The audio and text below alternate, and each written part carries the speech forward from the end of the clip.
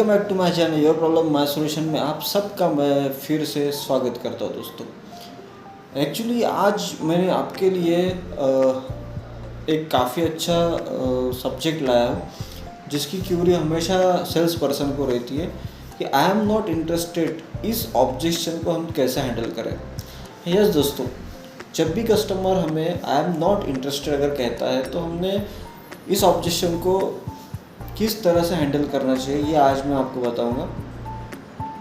तो I am not interested जैसा client आपको कहता है तो सबसे पहले तो आपने ये सोचना चाहिए कि मैं खुद डीमोटिवेट ना हो, क्योंकि होता है कि कस्टमर अगर हमें नॉट इंटरेस्टेड कहता है तो सबसे पहले हम डीमोटिवेट होते हैं। तो हमें डीमोटिवेट नहीं होना है सर दोस्तों।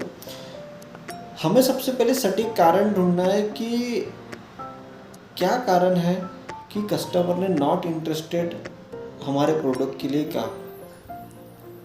हो सकता है कि कस्टमर बजट की वजह से हमें नॉट इंटरेस्टेड कह रहा हो, या हो सकता है कोई अदर रिक्वायरमेंट उसकी हो, या हो सकता है कि हमारा प्रोडक्ट उसे पसंद ना हो, या ये भी हो सकता है कि हमारे प्रोडक्ट की सलाह उसने अदर पर्सन से ली हो और उसे निगेटिव गाइड किया गया हो।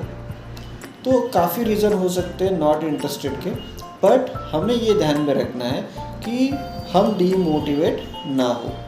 ये चलते रहेगा।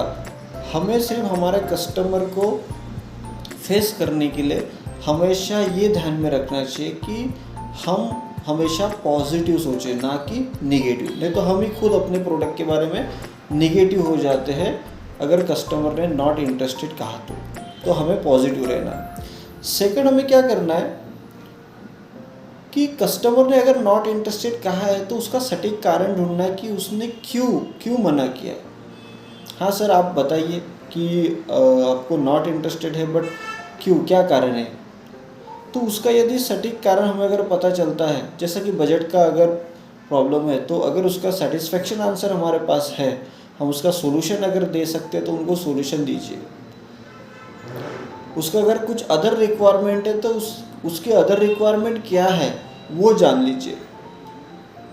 अगर उसने अदर पर्सन से अगर निगेटिव सलाह उसने अगर ली है तो उसे पॉजिटिव कैसा हम कर सकते हैं वो उससे उनको बताइए।